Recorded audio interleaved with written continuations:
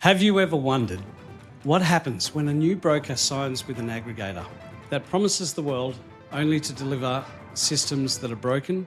The mentoring is a mirage and the delays are costing them live deals. This is exactly what happened to a broker who lost over $50,000 in just 7 months.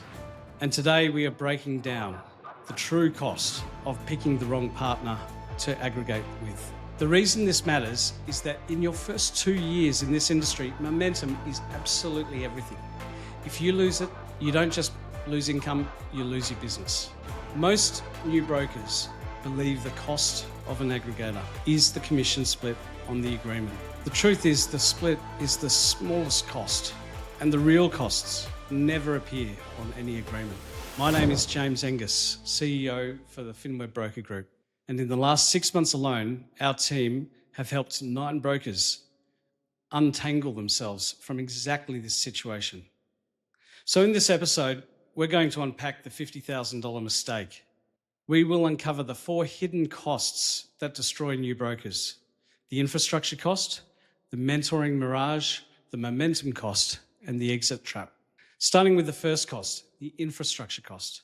This is where the bleeding usually begins. When you join a broker group, you are essentially plugging your business into their plumbing. You rely on their CRM, their compliance turnaround times, and their support desk. If that plumbing is blocked, your deals don't settle. It's that simple. Let me give you a real example of a termination letter I saw recently. A broker joined an aggregator under an induction program that looked very attractive on paper. The aggregator's compliance team was so slow that a refinance originally placed with one lender had to be rewritten to another.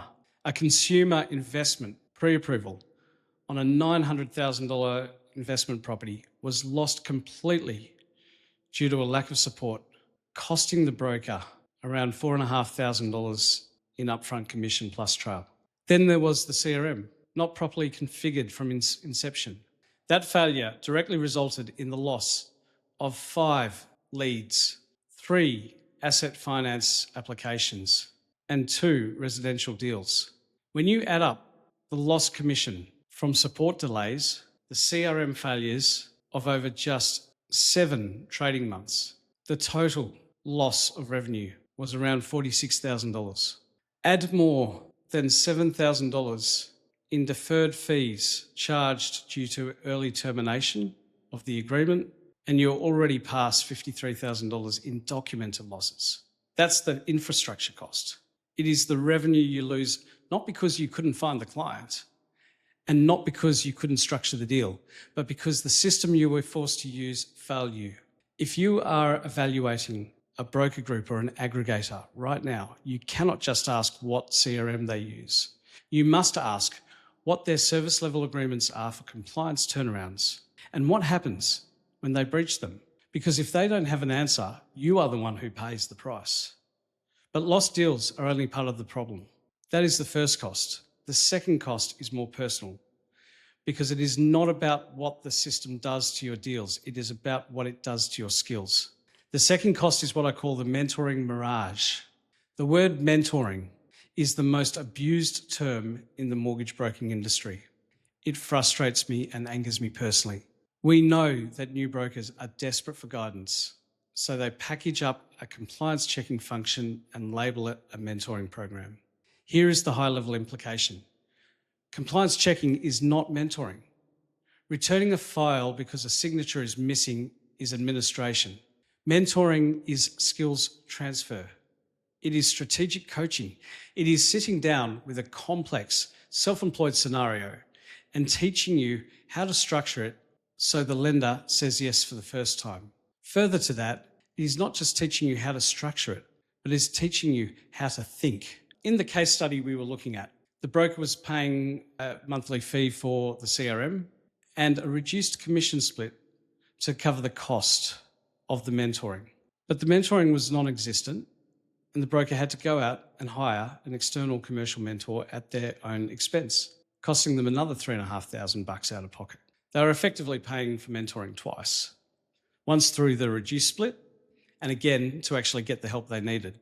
This is the gym membership versus personal trainer analogy. An aggregator gives you the gym membership. They let you in the door. But if you don't know how to lift the weights, you will either get hurt or you will quit.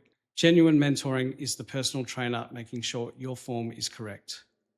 When you interview a broker group, ask to see the curriculum. Ask who will be reviewing your files exactly and whether that person has actually written loans themselves, and are they full-time mentoring or are they part-time, squeezing in the mentoring in between their own clients? If the mentoring is just a glorified compliance desk, walk away. Because if you don't get the right skills transfer early, you run straight into the third and most devastating cost. We have covered the infrastructure cost that kills live deals and the mentoring mirage that forces you to pay twice for the same help. Coming up, we are going to look at the hidden cost that actually drives people out of the industry entirely and the trap that catches them when they try to leave.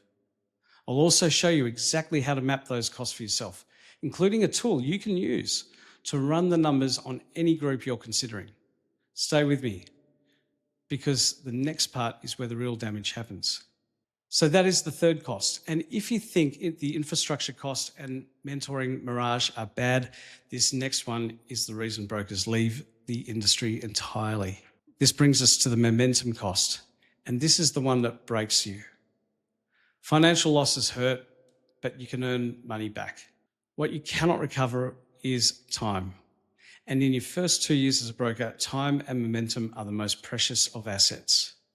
It broke me when I received an email recently from a broker who had spent almost 2 years in a mentoring program that wasn't working.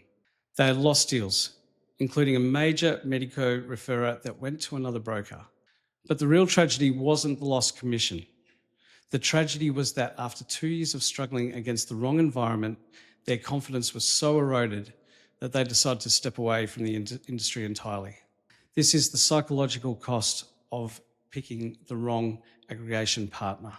When your deals fall over because of compliance delays, or you can't get an answer on a complex scenario, you don't blame the aggregator at first. You blame yourself.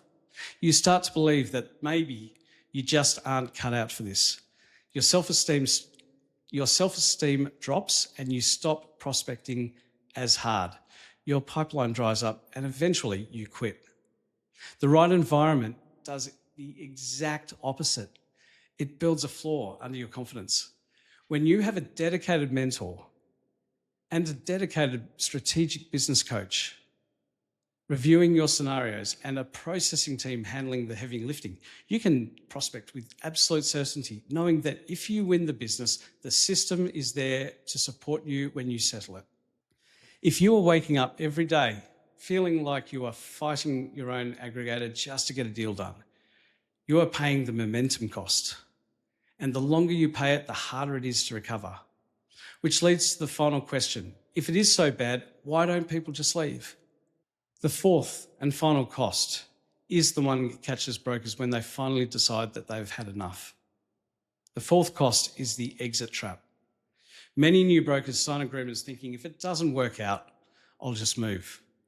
They don't realise that the exit is exactly where wrong aggregators get paid. In the $50,000 case study we talked about, they accepted a reduced commission split, a reduced fee structure, and a 3-year lock-in. When they tried to leave the aggregator, they were hit with a clause stating that the fees and charges that were effectively deferred become immediately repayable. This is the ultimate trap. The group you are with fails to provide functional systems or genuine mentoring, which causes the broker to lose money. Then, when the broker tries to leave to save their business, the aggregator attempts to claw back the cost of the very services they failed to provide. And that doesn't even touch on trail portability. Some agreements have handcuff clauses, preventing you from taking your trail book with you or assert ownership over your clients. You must interrogate the exit model before you sign anything. It is not rude or disrespectful to do so. Ask these questions directly. Are there clawback clauses relating to training or mentoring fees? Do you own your clients? And is that stated explicitly in the agreement? Will you continue to receive your trail book should you move to another aggregator? What is the notice period and what happens to deals in your pipeline during that period? If a group cannot give you clear written answers to those questions, that is your answer. The brokers who get caught in exit traps almost never ask the hard questions and got the bad answers. They're the ones who didn't ask at all because the group felt friendly. Now, I know exactly what you might be thinking. You're thinking every group says the others are expensive. Every group says they give the best service and mentoring. And you are absolutely right, talk is cheap. That is why you should never take a group's word for it. You should make them prove it. If you're in the process of evaluating aggregators and broker groups right now, or if you're stuck in an environment that is costing you deals and even worse, confidence, I want you to book a broker group comparison session with us. It is completely confidential, no obligation conversation where we map your current situation against what the right environment would actually cost and deliver. Bring your numbers, bring your contract.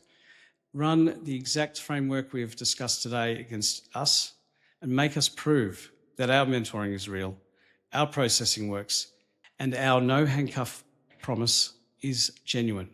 There is a link in the description to book that session. The true cost of the wrong partner is never just the commission split. It is the 40,000 plus in comms you lose to broken systems and compliance delays, plus the thousands more in fees paid for services that were never delivered. It is the thousands you pay out of pocket for mentoring you were already promised. It is the momentum and self-esteem that drains away when you are fighting your own support network. And it is the exit fees that trap you when you finally try to leave. Protect your business. Ask the hard questions about service level agreements. Demand to see the mentoring curriculum and ask who specifically delivers it. Understand the exit model before you sign, not after you are already in it. The brokers who build sustainable businesses in this industry are not necessarily the most talented. They are the ones who choose the right environment from the start, who had the courage to leave the wrong one before it cost them anything. If you found this episode useful, subscribe, like, follow, whatever the social media does. If you know a broker who is currently evaluating their options, send this to them. You might be doing them a massive favour. Thanks for watching, and I'll see you in the next one.